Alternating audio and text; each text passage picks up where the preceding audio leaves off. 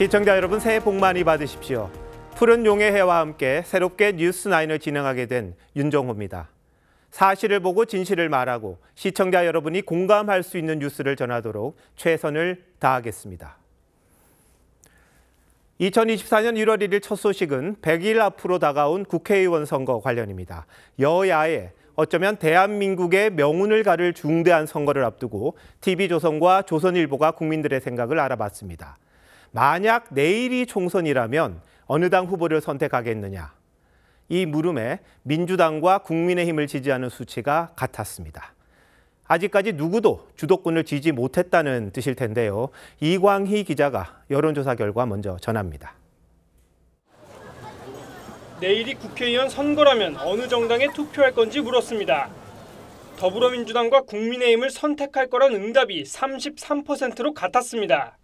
연령대별로는 40대에서 민주당 지지율이 가장 높았고 국민의힘은 70세 이상이 가장 높았습니다. 수도권 중 서울에선 국민의힘이, 인천, 경기는 민주당이 다소 우세했습니다. 중도층만을 봤을 땐 민주당 지지 응답이 국민의힘보다 9%포인트 더 높았습니다.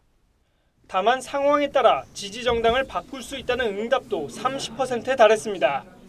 특히 중도층에선 41%가 바꿀 수 있다고 해 중도층 민심을 잡는 게 여야 선거 전략의 가장 큰 변수가 될 걸로 보입니다. 지지 정당에 신당을 포함할 경우 민주당은 25%, 국민의힘은 28%로 조사됐는데 민주당의 낙폭이 8%포인트로 더 컸습니다. 이준석 신당은 7%, 이낙연 신당은 4%로 조사됐습니다. 이준석 신당은 20대 이하 남성 유권자들의 지지세가 높았지만 이낙연 신당은 세대나 지역별로 도드라지는 지지층은 없었습니다. 윤석열 대통령 국정 수행에 대해선 59%의 응답자가 부정적으로 답했고 총선에서 여당을 심판해야 한다고 답한 응답자는 60%였습니다. 야당을 심판해야 한다는 응답은 45%였습니다. 여권 심판론엔 동의하면서도 민주당 지지로 흡수되지 못한 중도층이 적지 않기 때문이란 분석입니다. TV조선 이광입니다. 네, 또 다른 관심이 아마 차기 주자 관련일 겁니다. 이번 총선을 진두지휘할 국민의힘 한동훈 비상대책위원장과 민주당 이재명 대표가 유력한 대선 주자죠. 가상 대결을 해봤는데 지지율이 똑같았습니다. 여야 주자를 여럿 넣은 다자 대결에서도 이 범여권 후보와 범야권 후보의 지지율이 엇비슷했습니다. 하지만 이 5명 중 1명이 적합한 후보가 없다고 답했는데요. 최지영 기자가 이어서 설명합니다. 한동훈 비대위원장과 이재명 대표 중 누가 더 차기 대통령에 적합하냐는 질문에 한 위원장과 이 대표를 꼽은 응답은 각각 38%였습니다. 한 위원장은 20대와 60대, 70대에서 우세했고 이 대표는 40대와 50대에서 앞섰습니다. 오차 범위 내 접전 양상인 30대에선 남성은 한 위원장으로 여성은 이 대표로 쏠렸습니다. 총선 풍향계로 불리는 수도권에선 총선 정당 지지율과 비슷한 양상을 보였습니다. 이 대표는 인천과 경기에서, 한 위원장은 서울에서 다소 우위에 있는 걸로 조사됐습니다. 그렇다면 다자대결일 땐 어땠을까요? 이재명 대표가 27%, 한동훈 위원장은 21%였습니다. 모두 오차범위 냅니다. 그 뒤로 홍준표 대구시장과 오세훈 서울시장, 이낙연 전 총리, 김동연 경기지사, 그리고 원희룡 전 장관 순이었습니다. 범여권, 범야권 후보의 지지율을 다 합치면 38대 37, 이른바 박빙인데 한 위원장과 이 대표의 양자 대결 응답이 각각 여야 후보들로 이렇게 분산되는 양상입니다. 한 위원장이 국민의힘 총선 결과에 어떤 영향을 미칠 건지 보는 질문에 54%가 긍정적이라고 답해 부정적일 거란 응답보다 19%포인트 높았습니다. 특히 국민의힘 지지층에선 92%가 긍정적일 거라고 답했습니다. TV조선 최지원입니다. 이번 여론조사에선 총선을 겨냥해 던진 여야의 이슈에 대한 생각도 물었습니다. 한동훈 비대위원장이 강조했던 86세대 퇴진론에 대해선 이 세대를 이루고 있는 60년대생들이 가장 크게 공감했습니다. 민주당이 밀어붙인 김건희 여사 특검에 대해선 모든 연령층에서 대통령이 거부권을 행사해서는 안 된다. 이런 답이 많았습니다. 최민식 기자가 자세한 내용 정리했습니다. 80년대 민주화 운동을 주도했던 1960년대생, 이른바 86세대가 정치권에서 퇴진해야 한다는 세대교체론에 어떻게 생각하는지 물었습니다. 공감한다는 응답은 58%, 공감하지 않는다는 36%였습니다. 60대가 가장 많이 공감했고 70세 이상 62%, 50대의 60%가 공감한다고 답했습니다. 86세대의 나이는 지난해 말 기준 50대 중반부터 60대 중반까지인데 퇴진 대상으로 지목된 세대에서 오히려 86 퇴진론에 높은 공감을 나타낸 겁니다. 지난달 28일 국회를 통과한 김건희 여사 특검법에 대해선 윤석열 대통령이 거부권을 행사하지 말아야 한다는 답변이 63%로 행사해야 한다는 응답 31%보다 2배가량 높았습니다. 응답자의 이념 성향에 따라 답변도 갈렸는데 스스로를 보수라고 답한 응답자의 55%가 거부권 행사에 찬성했고 진보라고 답한 응답자의 83%는 거부권 행사에 반대했습니다. 중도라고 답한 응답자 73%도 거부권 행사에 부정적이었습니다. 다만 현재 민주당이 주도해 통과시킨 특검법과 달리 특별검사를 여야 합의로 추천하고 특검 수사도 총선 이후에 시작하는 방향에 대해서도 찬성 55%로 반대 37%보다 높았습니다. 이번 조사는 TV조선과 조선일보가 여론조사 전문업체 K스탯에 의뢰해 성인 남녀 1,018명을 대상으로 지난달 30일부터 이틀간 휴대전화 가상번호를 활용한 전화면접 방식으로 실시됐습니다. TV조선 최민식입니다.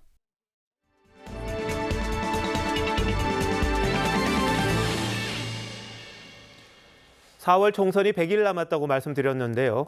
여야 정치권의 움직임을 보다 깊숙하게 전해드리기 위해서 이 서반장, 김반장 코너를 다시 열었습니다. 지금 서주민, 김종우 두 반장이 나와 있습니다. 근데 사실 이 두 사람은 정치부에서 이 핵심적인 데스크 역할을 하고 있습니다. 근데 편의상 반장이라고 부르도록 하겠습니다. 자, 먼저 여권과 대통령실을 취재하는 김 반장이 준비한 내용 알아볼 텐데 이 야권 움직임을 잘 알고 있는 서주민 반장도 궁금한 거 있으면 좀 바로바로 물어주시기 바랍니다. 자, 김 반장 시작하시죠.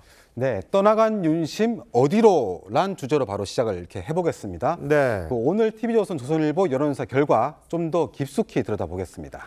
자, 그런데 여기서 보통 윤심이라 그러면 대통령의 생각이 어떠냐 이런 걸 텐데 다른 윤심이죠, 이건? 네, 오늘 말하려고 하는 윤심은 지난 대선에서 윤석열 후보를 찍었던 윤심을 말합니다. 우선 대선 투표를 기준으로 윤 대통령 국정 수행 평가를 보면 윤 대통령을 찍은 이들 중에서 이렇게 26%가 잘못하고 있다 이렇게 부정평가를 했습니다. 또 이것만 봐서는 좀 확실치가 않으니까 총선 여론까지 한번 짚어봤습니다. 이들 가운데 여당 그러니까 국민의힘 심판론에 공감을 보인 이들이 34%로 나왔고요. 야당 심판론에 공감하지 않는다는 비중도 25%에 달했습니다. 그러니까 지난 대선 때 이재명 후보를 뽑았던 분들이 여전히 야권에 조금 강하게 지지세를 보이고 있는 것과는 조금 대조적인 것 같은데 그러니까 김 반장이 얘기한 한 20, 30% 분들이 지난 대선 때 윤석열 후보를 뽑았던 중도층인데 현 국정운영 방식에 좀 불만을 품고 마음에 들지 않으셔가지고 좀 이탈했다. 이렇게 보면 될까요? 네, 그런 측면도 있습니다. 그래서 서 반장이 보기에는 최근 들어서 중도층이 이탈한 가장 큰 요인이 뭐라고 보시나요? 뭐 여러 가지가 있겠지만 아무래도 가장 최근에는 김건희 여사 특검법에 대해서 윤석열 대통령이 곧바로 이 거부권 행사를 시사한 거 이거 아닐까 싶은데요. 네, 그래서 거부권에 대한 입장도 윤 후보를 찍었던 사람들만 따로 알아봤습니다. 바로 33% 그러니까 3분의 1이 거부권에 반대 그러니까 사실상 김건희 특검을 찬성하는 입장을 보였습니다. 자, 그렇다면 말이죠. 이 한동훈 비대위가 지금 해야 할 일 중에 하나가 바로 이 특검법을 어떻게 하느냐, 이 거부권 행사를 막을 거냐 어쩔 거냐 이런 걸 텐데 이 떠나간 윤심을 바로 잡으려면 이 점이 굉장히 중요한 전략이 되겠네요. 네, 이번 총선을 지난 대선과 지방선거에 이어서 세 번째 윤석열 대 이재명 구도로 보는 시각도 있죠. 다만 지금으로선 그 구도에 대해서 여야 모두 부담을 느낀 것도 사실이고 여당은 한동훈 체제로 이를 보완하겠다는 전략에 이미 돌입을 한 상태입니다. 오늘 조사 결과 중에 흥미로운 부분이 있는데 윤석열 후보를 찍었던 그룹이 가장 결집한 항목입니다. 바로 한동훈 비대위가 총선에 긍정적 영향을 줄 거란 평가인데요. 이렇게 83%에 달했습니다. 뭐 아직 비대위 출범 초반이라서 어느 정도 컨벤션 효과도 있을 테고요. 또 김건희 특검법에 대한 야당의 공세, 또 앞으로 또 내부에서는 공천 파열음까지 일어날 테니까 뭐 한동훈 위원장이 이러한 윤심의 결집을 과연 얼마나 이어갈 수 있을지 좀 더 지켜볼 대목입니다. 네, 자 이번에 서주민 반장 어떤 주제 준비했습니까? 네, 제가 준비한 거는요. ARS 조사의 착시입니다. 네. 저희를 포함해서 여러 언론사들이 어제 오늘 이 신년 여론조사 결과를 보도했는데요. 넘치는 여론조사 결과에 조금 혼란스러우실 시청자분들을 위해서 준비해봤습니다. 자, 뭐 여론조사야 숫자가 다 다를 텐데 뭔가 그래도 공통점이 있다는 뜻입니까? 예, 있었습니다. 9개, 저희를 포함해서 중앙선거 여론조사 심의위원회에 등록된 전국 단위 신년 여론조사가 모두 9개였습니다. 그 가운데 8개 조사에서 이 국민의힘과 민주당의 정당 지지율이 오차 범위 내 접전이었습니다. 네. 나머지 하나는 오차 범위 밖에서 민주당이 우세했습니다. 그럼 뭐 현 시점에서 보면 대체로 그 양당에 대한 지지율이 팽팽하다. 뭐 이렇게 볼 수 있겠네요. 네, 그렇습니다. 그런데 이 조사 방식에 따라서도 나눠보면요. 미세한 차이가 있습니다. ARS, 즉 이 자동 응답 방식으로 조사한 여론조사는 모두 5개였는데요. 이 오차 범위 내의 결과가 많아서 좀 우열을 구분하기는 어렵지만 수치, 그러니까 숫자만 보면 민주당 지지 수치가 조금 더 높았습니다. 이 중 한 곳은 오차 범위 밖에서 이 민주당에 앞섰고요. 반대로 사람이 직접 조사하는 전화 면접 방식은 역시 오차 범위 내긴 하지만 4곳 가운데 2곳이 국민의힘 수치가 더 높았고요. 한 개는 동률이었습니다. 그러면 뭐 여기서 보는 게 전화 면접 방식인데 양당 수치가 똑같은 조사는 오늘 저희가 한 그 조사겠네요. 정답입니다. 자, 뭐 조사마다 질문도 다를 테고요. 오차 범위 내 결과가 많았다는 거 이걸 감안해야겠지만 네. 어쨌든 ARS 조사를 하면 할수록 더불어민주당이 좀 유리하게 수치가 나온다. 뭐 이렇게 볼 수 있는 겁니까? 그 이유를 좀 알아봤나요? 예, 이유를 두고서는 해석이 좀 분분하지만 네네. ARS 조사가 이 전화 면접 방식보다 정치 고관여자 혹은 강성 지지층의 응답할 확률이 높다라는 것 때문이라는 분석이 많습니다. 김 반장은 전화를 받았는데 여론조사 전화를 받았는데 기계음이 들린다. 그러면 어떻게 하시겠습니까? 일단 저는 그냥 끊어버립니다, 보통. 뭐 사람 좋은 김 반장도 그럴 테니까요. 만약에 그 대부분의 사람들이 이렇게 자동 응답 전화로 기계음이 들리면 웬만하면 사실 끊어버리기 때문에 중도층보다는 이 강성층의 응답이 좀 반영될 가능성이 높다 이겁니다. 그럼 그런 분석이 맞다면 그럼 이재명 대표 혹은 뭐 민주당의 강성 팬더층의 그런 목소리가 좀 상대적으로 더 많이 반영돼 있다. 뭐 이런 건가요? 예, 그렇죠. 실제로 김어준 씨의 여론조사 업체가 지난주 공개한 ARS 여론조사를 보면요. 민주당 지지율이 52% 그리고 국민의힘이 36%로 16%포인트나 차이가 났습니다. 자, 그런데 최근 공개되는 여론조사들 ARS가 상당히 많은 걸로 좀 보이던데요. 예, 그렇습니다. ARS 조사는 아무래도 이 면접원에 대한 인건비가 따로 들지 않기 때문에 이 전화 면접 방식보다는 비용이 한 4-5배 정도가 저렴한 것으로 알려져 있습니다. 그만큼 더 많이 할 수 있고 또 노출도 그만큼 빈번한 거죠. 이 때문에 민주당 내에서도 ARS 여론조사의 착시를 경계해야 한다는 목소리가 나옵니다. 이런 조사 결과들을 토대로 180석, 더 나아가 200석 주장을 한다면 상황을 오판하는 것일 수 있다는 겁니다. 네, ARS 조사가 과학적으로 문제가 있다는 뜻은 아닙니다. 그런데 지금까지 국민의힘이 어려울 거다 이런 전망이 많았죠. 그런데 민주당 쪽에서도 경계하는 걸 보면 앞으로 두 당이 어떻게 하느냐가 가장 중요할 걸로 보입니다. 네, 두 반장 잘 들었습니다.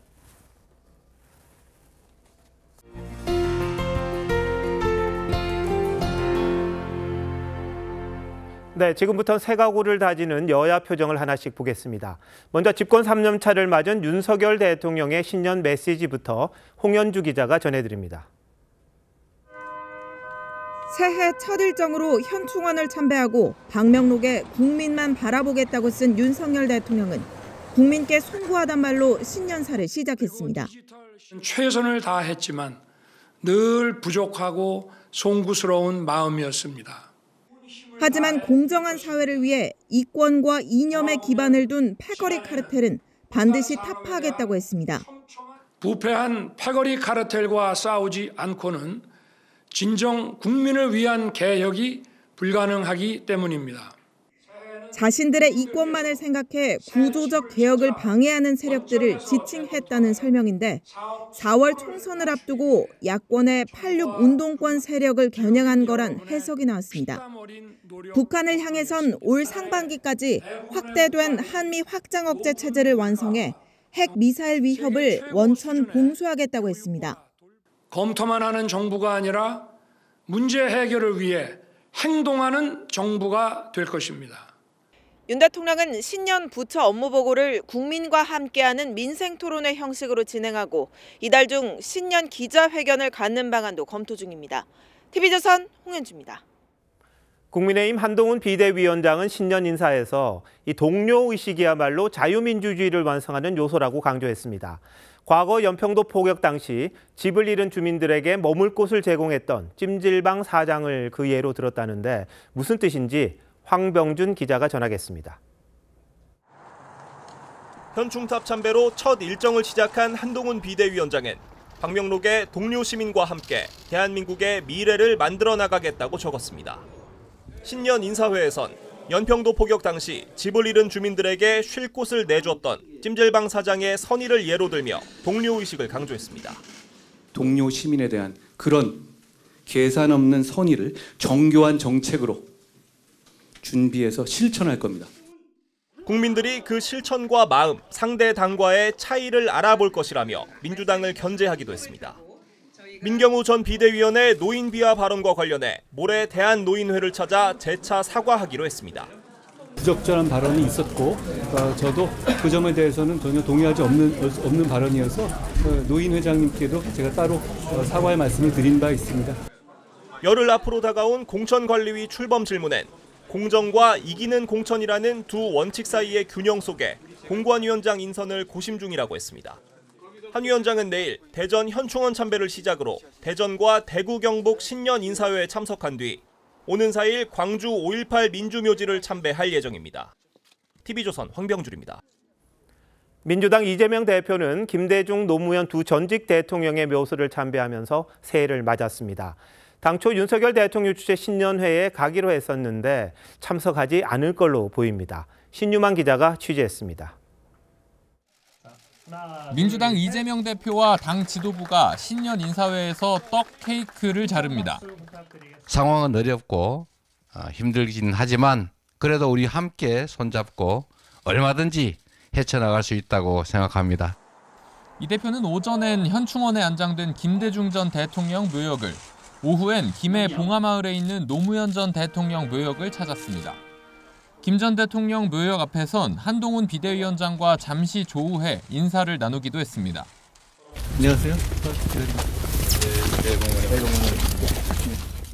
노 전 대통령 참배를 마친 뒤엔 비슷한 시간 봉하마을을 찾은 정세균 전 총리와 함께 권양숙 여사와 비공개 오찬을 했습니다.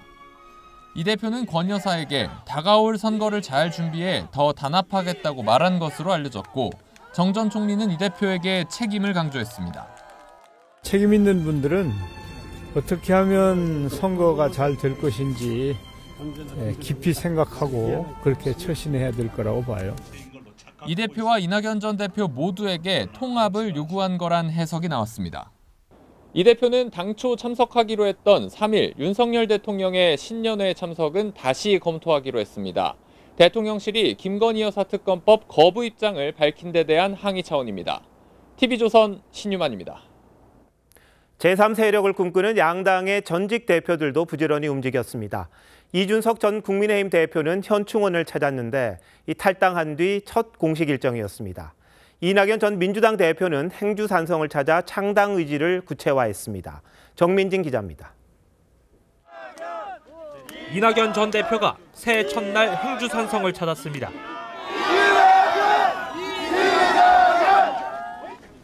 외적에 맞서 행주 대첩을 승리로 이끈 권율 장군 동상 앞에서 이 전 대표는 올해 총선을 대첩이라 표현하며 결의를 다졌습니다. 우리가 그때 권율 장군과 함께했던 백성의 심정으로 올해 대첩을 이룹시다. 국민에게 양자택일이 아닌 새로운 선택지를 주기 위해 큰 싸움을 벌여야 한다고도 했습니다. 사퇴를 거부한 이재명 대표를 겨냥해 신당 창당 의지를 거듭 밝힌 것으로 해석됩니다. 이 전 대표는 오는 4일 국회에서 탈당 기자회견을 가질 예정입니다. 가칭 개혁신당 창당을 준비 중인 이준석 전 대표는 국민의힘 탈당 뒤 첫 일정으로 현충원을 참배했습니다. 이 전 대표는 윤석열 대통령의 신년사를 직접 인용해 비판하며 여당과 차별화도 시도했습니다. 자신들이 뜻하는 대로 안 되면 상대를 패거리 카르텔로 지목하고 괴롭힙니다. 이 전 대표는 이달 중 창당해 1월 말부터 공천 절차에 돌입하겠다고 했습니다. 여야 전직 대표들의 신당 지지율이 아직 한 자릿수에 머물고 있지만 향후 공천 국면에서 현역 의원 합류나 제3지대 빅텐트 성사 여부에 따라 영향력이 달라질 가능성도 있습니다. TV조선 정민진입니다. 네, 보시다시피 정치권의 움직임은 빨라지고 있습니다만 이 국민 삶을 좋게 할 방안은 왜 이렇게 더딘지요. 지난 한 해 고금리와 고물가 여파로 벼랑 끝으로 내몰렸던 자영업자들은 올 한 해만큼 봄날을 꿈꾸고 있습니다. 소비자들이 지갑을 좀 열었으면 하는데 그 바람을 김주영 기자가 남대문 시장을 찾아 들어봤습니다. 남대문 시장에서 20년 넘게 중국집을 운영한 김학영 사장님. 재료값과 인건비가 치솟다 보니 직접 배달에도 나섰지만 장사가 예전 같지 않습니다. 시장에 오는 손님들이 이제 많이 오셔야지 또 우리 시장에서 장사하신 분들이 또 많이 식사를 시키고 이러는데 그 자체가 장사가 안 되다 보니까 시장에서 14년이 넘은 안경원도 원가가 15%가량 오르면서 직원을 줄이고 버티는 형편입니다. 지금 전체적으로 경기가 이제 안 좋다 보니까 이제 모든 사람들이 다 이제 소비 문화 이런 게 좀 대폭 이제 줄어들다 보니까 작년 11월까지 소매 판매액 지수는 이전의 같은 기간보다 1.4% 감소해 20년 만에 마이너스를 기록했습니다. 음식점과 의복, 음식료품 등에서 매출이 모두 줄 정도로 막막한 상황. 그나마 지난달 소비 심리가 5달 만에 반등한 게 오랜만의 희소식입니다. 남대문 시장 상인들은 힘든 현실 속에서도 저마다 희망을 품고 새해 장사를 시작했습니다. 무조건 그냥 다 그냥 누구 할 거 없이 다 잘 됐으면 좋겠어요. 경기가 빨리 좋아져서 구매하는 사람이 많으면 좋겠지요. 고물가에 고금리에 고환율 시대이긴 하지만 그래도 좀 일반 서민들도 좀 살 수 있는 그런 세상이 됐으면 좋겠습니다. TV조선 김주영입니다. 윤석열 대통령이 오늘 신년사에서 경제를 19번 말했습니다. 가장 큰 관심이 바로 경제란 뜻일 텐데 이 전망은 그다지 밝지 않습니다만 이 부진했던 수출이 나아지고 있다는 긍정적인 신호도 있습니다. 3년 만에 무역 수지가 흑자가 될 거란 기대도 있다는데 김지아 기자가 살펴봤습니다. 오늘 새벽 인천공항 대한항공 제1화물터미널. 새해 첫 출항하는 미국 로스앤젤레스행 국적화물기에 우리 반도체가 가득 실립니다. 내년에는 반도체 수출이 두 자릿수, 한 18% 정도까지 수출이 더 늘어날 수 있지 않을까 그렇게 전망들을 하고 있습니다. 우크라이나 전쟁과 에너지 가격 상승 같은 악재가 겹쳐 재작년과 작년 2년 연속 적자를 기록한 우리나라 무역 수지. 올해는 3년 만에 흑자 전환이 유력합니다. 최대 수출 품목인 반도체 경기가 바닥을 찍고 회복세에 접어들었기 때문입니다. 지난달 반도체 수출은 110억 3천만 달러, 전년 동기 대비 21.8% 늘었고 연간으로도 최대 실적을 기록했습니다. 자동차 수출도 역대 최대 실적을 경신 중입니다. 현대차와 기아는 지난해 미국에서 151만 대를 팔아 사상 처음 점유율 4위가 유력합니다. 효자 종목들의 수출 호조로 지난달 무역 수지는 44억 8천만 달러 흑자를 기록했습니다. 2020년 12월 이후 월별 최대 실적입니다. 이 같은 추세가 이어져 올해엔 200억 달러 안팎의 무역 흑자가 예상됩니다. 수출 경기가 올해보다는 좋아지고 원자재 가격도 많이 안정화돼서 무역 수지는 흑자로 다시 돌아서는 건 맞고요. 다만 미국의 경기 둔화 여부와 중국의 경기 회복 속도, 각국의 선거와 전쟁 등이 올해 수출에 변수로 작용할 전망입니다. TV조선 김자입니다.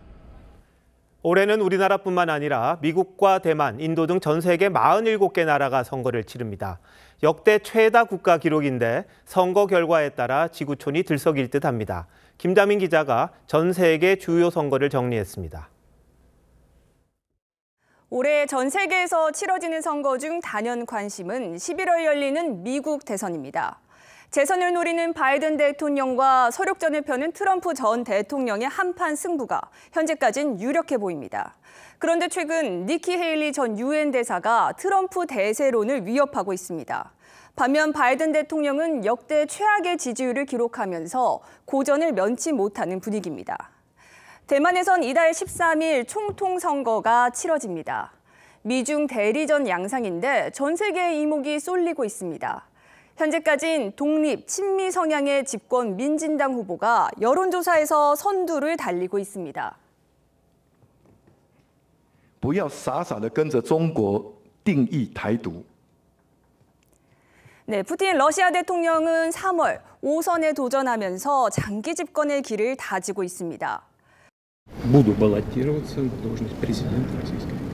러시아 대선은 사실상 푸틴의 대관식이란 비판도 제기됩니다. 세계 인구 1위 인도는 우리처럼 올봄 총선입니다. 모디 총리는 야권 28개 정당의 연합 전선으로 3선이 좌절될 수 있다는 전망이 나옵니다.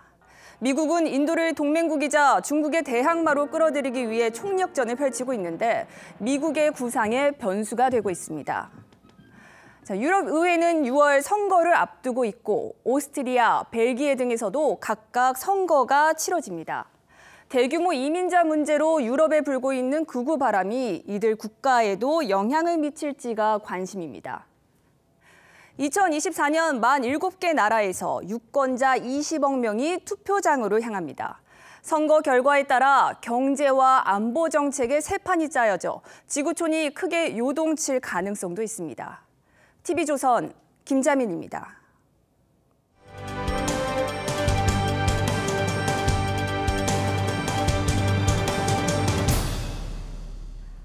청룡의 해 첫날 어떻게 보내셨습니까? 부산 해운대 등 해돋이 명소에는 100만 명이 몰려서 새해 소망을 기원했습니다. 아쉽게도 흐린 날씨 때문에 구름 사이로 일출을 볼 수 있었는데요. 노도일 기자가 갑진년 첫 일출을 담아왔습니다. 구름 위로 떠오른 갑진년의 첫 태양.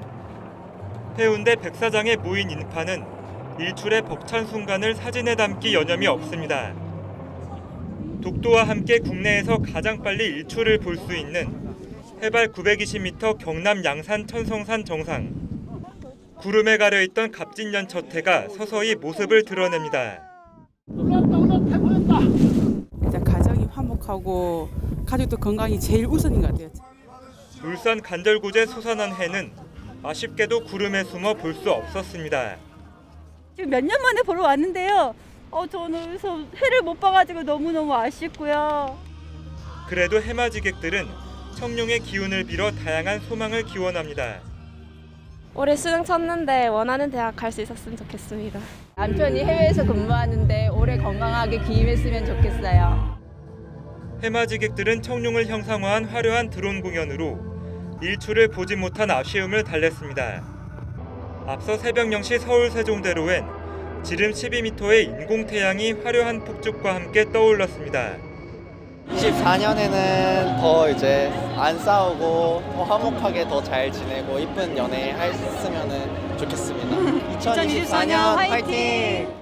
TV조선 노도일입니다. 어김없이 대한민국에는 첫 생명이 찾아왔습니다. 난임을 극복한 부부가 결혼 12년 만에 얻은 아이라 의미가 여느 해와는 달랐는데요. 정부는 올해부터 이런 난임 가정에 대한 지원을 확대할 계획입니다. 배상윤 기자입니다.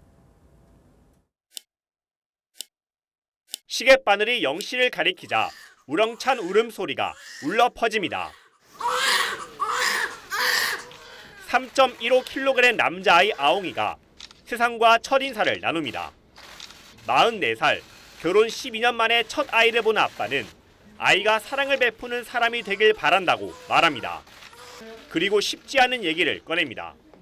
저희 부부 사실 난임 부부입니다. 정부의 정말 그런 많은 관심과 정책적 지원 정말 너무나 부탁드린다고 말씀을 하고 싶고요.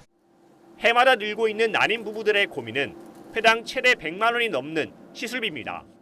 작년 초부터 준비를 했는데 지금 아기가 계속 안 생겨서 병원은 좀 비용이 많이 들 것 같아서 좀 고민하고 있던 중이었어요.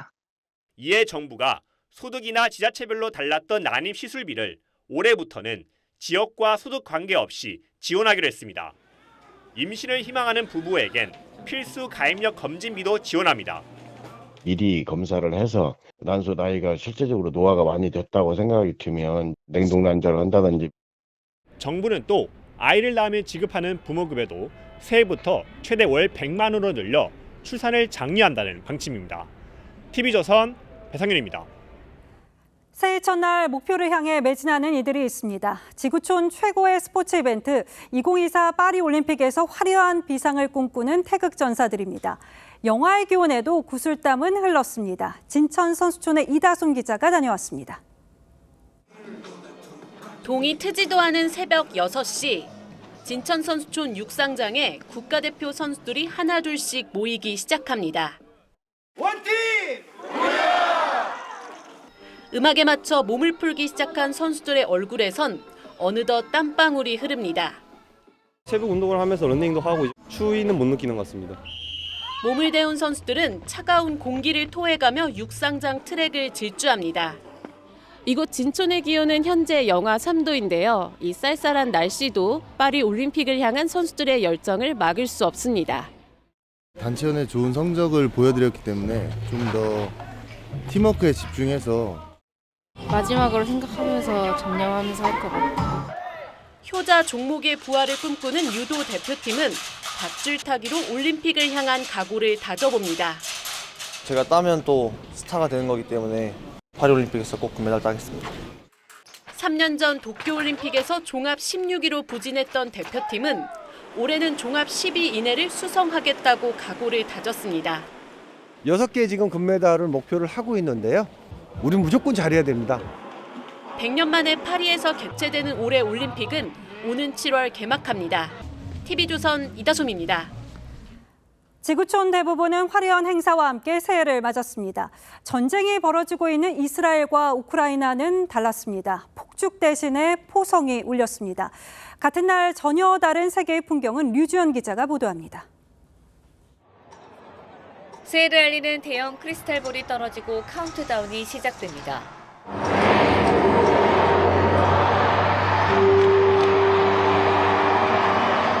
시민들은 환호하고 연인들은 키스로 새해 첫 인사를 나눕니다. 지구 반대편 브라질에선 형형색색의 불꽃놀이가 펼쳐졌습니다. Muito lindo! Eu nunca vi explosão assim de fogos, mas na praia. E no Rio de Janeiro, né, gente? Eu sou paulistana. É muito lindo! 파리에선 개선문을 활용한 미디어 파사드로 여름에 있을 올림픽 열기를 띄웠고 런던 아이와 하버 브리지, 부르즈 할리파 등 세계의 주요 명소도 새해 맞이로 들썩였습니다. 반면 전쟁 중인 이스라엘은 포성으로 새해를 맞았습니다. 하마스의 로켓 공격으로 이스라엘 전역이 굉음과 사이렌으로 뒤덮였습니다. 가자 지구에도 폭격이 멈추지 않았습니다.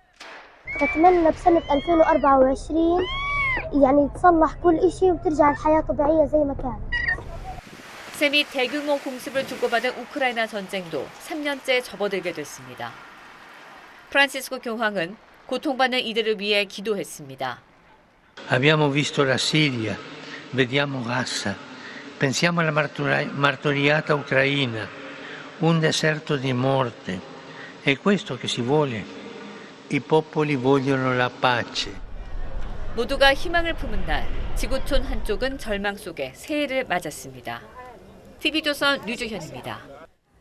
일본 중부 지역 해상 인근에서 규모 7이 넘는 강진이 발생했습니다. 이 지진은 일본 전역에서 느껴질 정도였는데 쓰나미 경보가 발령되고 건물이 무너지는 등 피해가 잇따랐습니다. 우리나라 동해안 지역에는 혹시 모를 피해에 대비해서 긴급 재난 문자가 발송됐습니다. 박상준 기자가 보도합니다. 건물이 심하게 흔들리고 놀란 시민들이 탁자 아래 몸을 숨깁니다. 폐쇄회로 영상이 심하게 흔들려 도시 형체를 알아보기도 힘듭니다. 새해를 즐기러 나온 시민들이 지진에 놀라 놀이공원에 주저앉아 있는가 하면 가옥들이 무너지고 도로가 엿가락처럼 휘었습니다.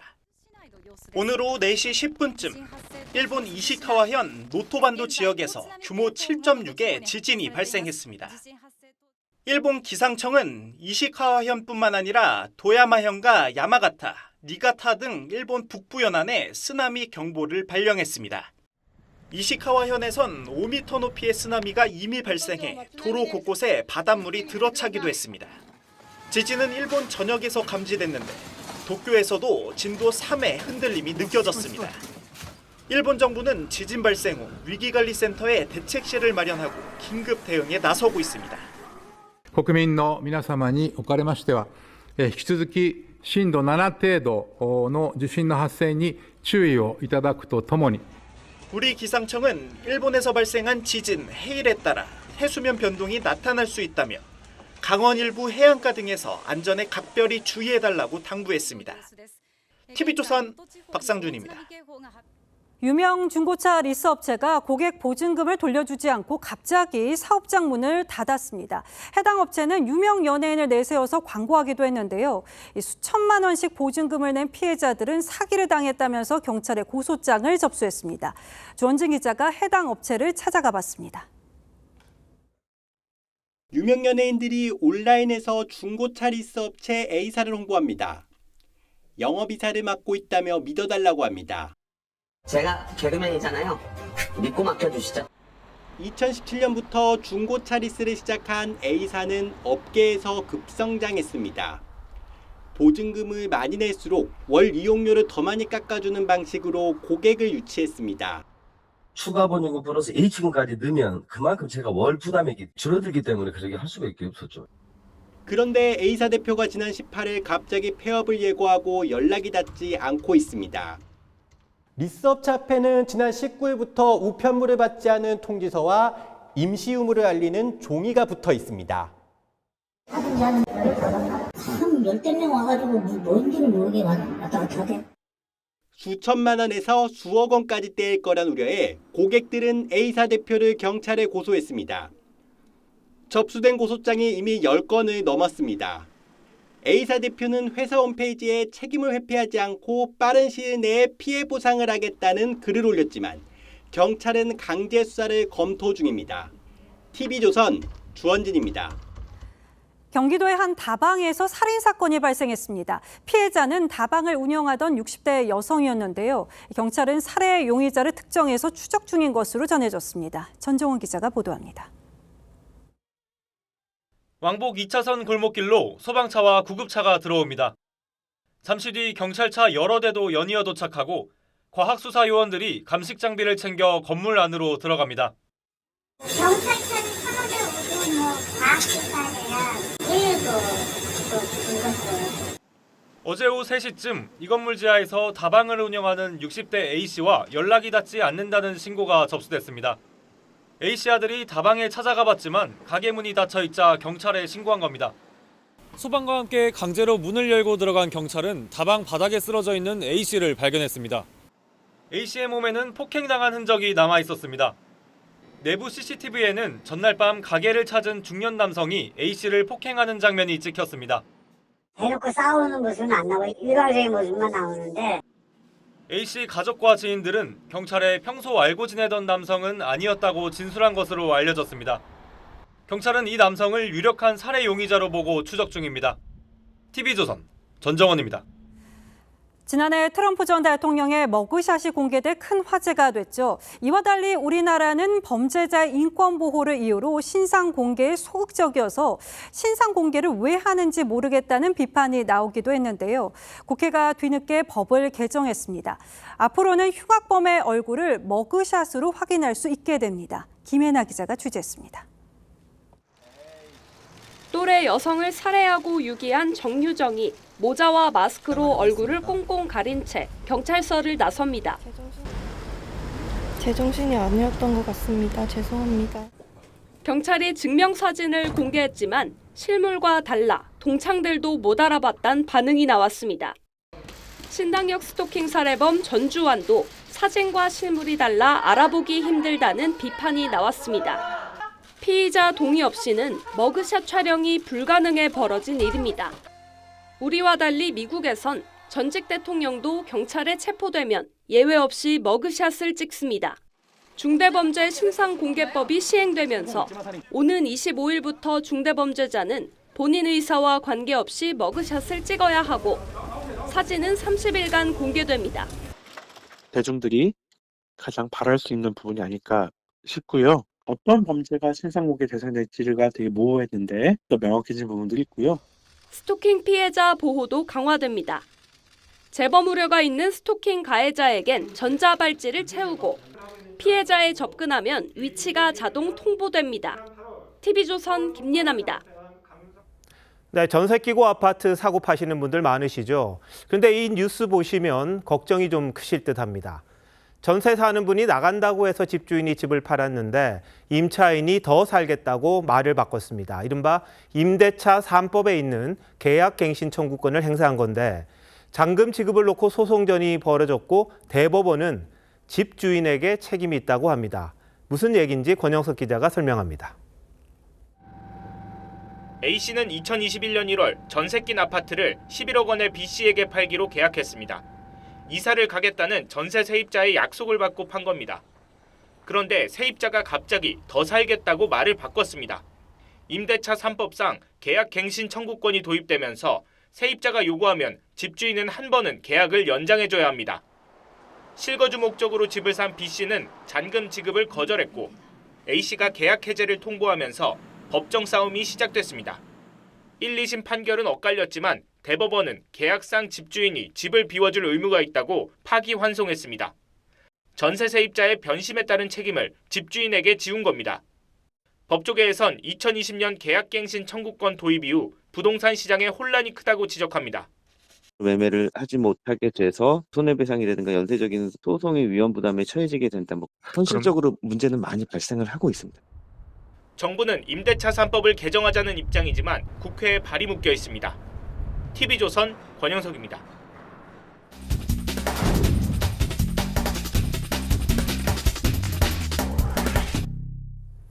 백이민족, 단일인종. 우리가 배웠던 내용인데 사정이 많이 달라졌습니다. 올해는 역사상 처음으로 다인종 국가로 바뀝니다. 이미 곳곳에서 외국인이 공동체의 주역이 됐고 그들이 후배 외국인의 적응을 돕는 단계까지 왔습니다. 외국인을 바라보는 우리의 시선도 크게 달라졌는데 임서인 기자가 현황을 알려드립니다.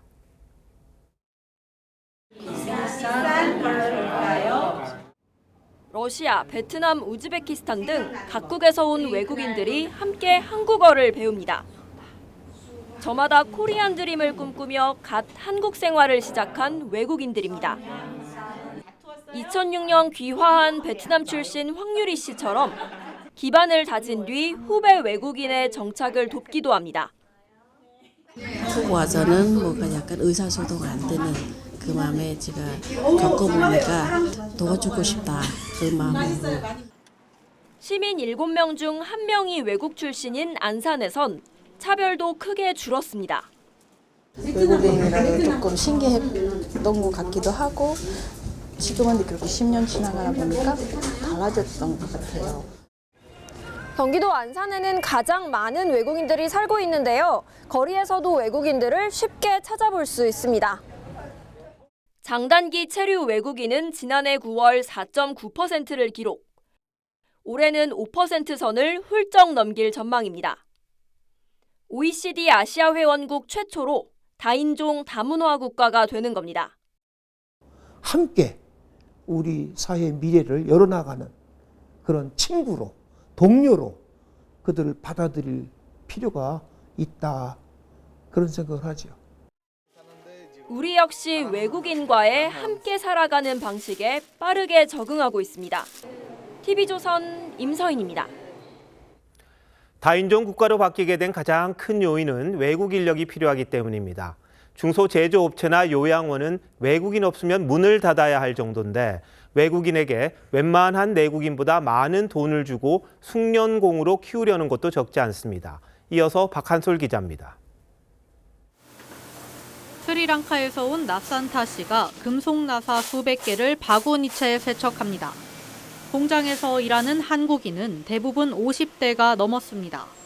인력난이 심하다 보니 외국인에게도 최저임금을 훌쩍 넘는 월급 400만 원에 무료 숙식까지 제공합니다. 한국 청년들은 3D 업종이라며 오지 않다 보니 외국인을 숙련공으로 키우려는 겁니다. 한국인들 찾기가 하늘의 별 따기라고 생각하고 있어요. 모집 광고를 해도 젊은 사람을 찾을 수가 없는 거지. 그나마 일이 손에 익을 때가 되면 고용허가제 체류 기간이 끝나서 고국으로 돌려보내야 합니다. 외국인 근로자가 한번 갔다가 기한 차면 무조건 내보냈다가 또 다시 들어와야 돼요. 우리 업종은 진짜 큰데. 수요가 늘고 있는 외국인 요양보호사도 200만 원 정도인 낮은 월급 탓에 구하기가 쉽지 않습니다. 요양원 입소 문의는 계속 들어오지만 요양보호사 구하기가 어려워 공실률만 늘고 있습니다. 요양보호사 한 분이 들어오시면 어르신 두세 분을 받고 이런 식으로 계속 한 10개월을 그렇게 해왔습니다. 외국 인력이 없으면 제조업의 근간인 뿌리산업도 어르신을 돌보는 요양원도 지탱하기가 힘들어지고 있습니다. TV조선 박한솔입니다. 남북을 민족이 아닌 두 국가로 나누고 남한을 핵사용 대상으로 규정한 김정은 위원장이 어제에 이어 오늘도 위협을 이어갔습니다. 무력 충돌 가능성도 언급했는데요. 북한 매체들은 김정은 육성의 한미일 정상의 모습을 담는 이례적 방송을 내보내기도 했습니다. 그 의도를 이채림 기자가 분석했습니다. 북한은 한국과 미국을 향한 김정은의 비난 육성 연설을 보도하면서 지난해 8월 한미일 정상의 캠프 데이비드 회의 사진을 실었습니다. 절개이고 충견 역할을 놀고 있는 남선 놈들과 올해 들어 더욱 우심하게 확대되었습니다. 김정은 육성에 간부들이 받아쓰는 장면을 넣는 경우는 있지만 한미일 정상의 사진을 쓴 건 이번이 처음입니다. 김정은은 군 지휘관들을 만난 자리에선 언제든 무력 충돌이 생길 수 있다며 주저없는 타격과 철저한 괴멸이란 표현으로 대남 위협을 이어갔는데 정작 북한 노동신문 일면은 김정은의 새해 발언을 싣는 관례를 깨고 딸 주애와 함께 관람한 신년 공연 소식을 실었습니다. 존경하는 자제분과 여사와 함께 관람석에 나오시자 장례는 격정의 도가니로 화했습니다. 김정은과 팔짱을 끼고 입장한 김주애는 부모 사이에 앉아 공연을 받고 부친 김정은과는 볼에 입을 맞추는 장면도 연출됐습니다. 김정은의 노선이 그 김주애 세대나 지금 김주애 또래의 어린 세대들까지 계속돼야 한다는 거를 계속해서 강조한다는. 북한의 도발 위협 속에 새해 첫날 공군의 항공 통제기 피스아이를 탄 김명수 합참의장은 육해공 전군의 완벽한 대비 태세를 강조했습니다. TV조선 이채리입니다. 우리 군은 북한의 이 같은 위협 공세에 흔들리지 않고 새해에도 훈련을 이어갔습니다. 특히 현존 최강 헬기로 불리는 아파치 부대는 한 개 대대가 북한의 여단급 기갑 부대를 초토화시킨다고 하죠. 이태영 기자가 훈련 현장을 찾아 조종석에도 올라봤습니다. 동이채 트기 전 새벽, 아파치 조종사들이 어둠을 뚫고 달려갑니다. 잠시 뒤 세계 최강 아파치 헬기가 무기고 밖으로 모습을 드러내고 북한의 국지 도발에 대비한 훈련이 시작됩니다. 최고 속도 시속 약 270km, 전투 행동 반경 580km로 한반도 전역 어디서든 작전 수행이 가능합니다. 특히 산과 건물 사이의 은폐에 8km밖의 적을 헬파이어 미사일로 섬멸할 수 있어 암흑의 도살자란 별명이 붙었습니다. 제가 지금 탑승하고 있는 아파치 헬기는 한 대가 단독으로 북한군 탱크 16대를 무력화시킬 수 있어 현존하는 세계 최강의 공격 헬기로 평가됩니다. 대당 16기의 헬파이어를 탑재한 아파치 약 20대가 한 개 대대로 출동하면 신형 전차 900대의 북한 기갑여단과 맞먹는 수준입니다. 기갑 부대에게는 지옥과 같은 장면을 연출할 수 있는 그런 강력한 무기이기 때문에 헬파이어란 미스를 명칭을 갖게 됐고 2021년 우리 육군의 추가 도입 결정에 북한이 북침 준비라며 거세게 반발한 것도 이 같은 위력 때문입니다. 최근 잦아진 북한의 무인기 도발에 아파치 헬기가 대응하는 격추훈련도 진행하고 있습니다. 우리 군은 적의 사소한 도발에도 즉각 강력히 끝까지 응징할 수 있는 자세를 갖기 위해서 이렇게 훈련하고 있습니다. 육군은 현재 보유한 아파치 헬기 규모를 4년 내 2배로 늘릴 계획입니다. TV조선 이태영입니다.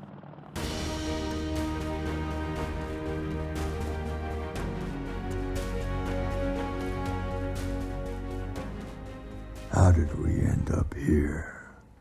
We don't belong in this shithole. 하늘을 나는 영웅 버드맨입니다. 한물간 퇴물 배우죠. 그가 다시 비상을 꿈꿉니다. 현실과 환상을 오가며 재기의 고개를 버립니다. I know where to go. 날아가는 새들을 바라보다 그가 창문을 열고 나갑니다. 이상의 단편 소설 날개의 끝구절처럼 말입니다. 날개야 다시 돋아라, 한 번만 더 날 잡구나. 푸른 용이 하늘로 솟구치는 새해가 밝았습니다. 모두가 백지 한 장씩 받아든 셈이죠. 서설처럼 차고 눈부신 희망의 백지 한 장. 누구나 공평하게 새로 받는다. 절대로 여벌은 없다. 이 백지를 뭘로 채울지는 온전히 쓰는 사람의 몫입니다. 그런데 이 남자는 백지 대신 하얀 안개 바다를 마주했습니다. 산 꼭대기에서 일렁이는 안개의 파도를 바라봅니다. 뒷모습이 외롭지만 강인합니다. 결코 물러서지 않겠다는 의지로 오연합니다. 안개바다 같은 2024년이 우리 앞에 펼쳐졌습니다. 어느 하나 시원하게 트인 데가 보이질 않습니다. 출산율은 0.7까지 떨어지고도 바닥이 아니라고 합니다. 나라의 미래를 가늠하는 잠재 성장률은 2030년대에는 0%에 진입할 거라고 하죠. 저성장의 투자와 소비가 짓눌렸습니다. 서민의 삶은 물가고에 찌들었습니다. 나라 빚은 부풀어가고 개혁은 더디기만 합니다. 그런데도 선거를 앞둔 정치는 죽여야 산다는 살기만 번뜩입니다. 17년 전 새해 이어령 선생은 덕담 대신 날개를 주시라고 소원했습니다. 어떻게 여기까지 온 사람들입니까? 남들이 앉아있을 때 걷고 그들이 걸으면 우리는 뛰었습니다. 젖과 꿀이 흐르는 땅이 눈앞인데 그냥 추락할 수는 없습니다. 선생은 기도했습니다. 싸움밖에 모르는 정치인들에게 비둘기의 날개를 주시고 살기에 지친 서민에게는 독수리의 날개를 주십시오. 이 사회가 갈등으로 더 이상 찢기기 전에 기러기처럼 나는 법을 가르쳐 주소서. 그 서원을 선생은 기러기 쇠진에 가던 2022년 새해를 앞두고 고쳤습니다. 우리 어린 것들이 다니는 학교 마당에도 황혼이 지고 있습니다. 우리 모두를 날게 하소서. 날자 날자 한 번만 더 날아보자꾸나. 그래서 새해 서리빨 같은 호통과 다짐으로 첫 발을 뗍니다. 거기서 너 서 있는 채로 떠내려가지 말아라. 무너지지 말아라. 심장을 푸드겨라.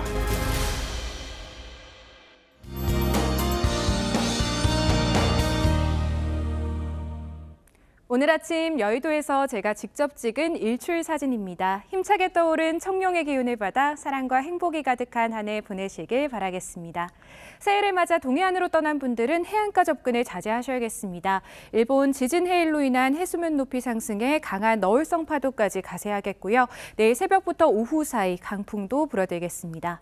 내일 오전까지 중부에는 비나 눈이 조금 내리겠습니다. 새벽부터 오전 사이 호남과 영남 서부 내륙에도 빗방울이 떨어지거나 눈이 조금 날리겠습니다. 도로 살얼음과 빙판길 조심하시기 바랍니다.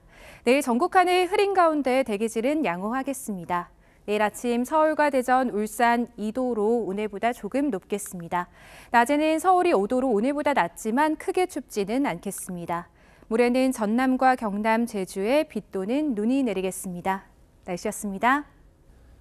2024년 1월 1일 월요일 뉴스9 마칩니다. 시청해주신 여러분 고맙습니다.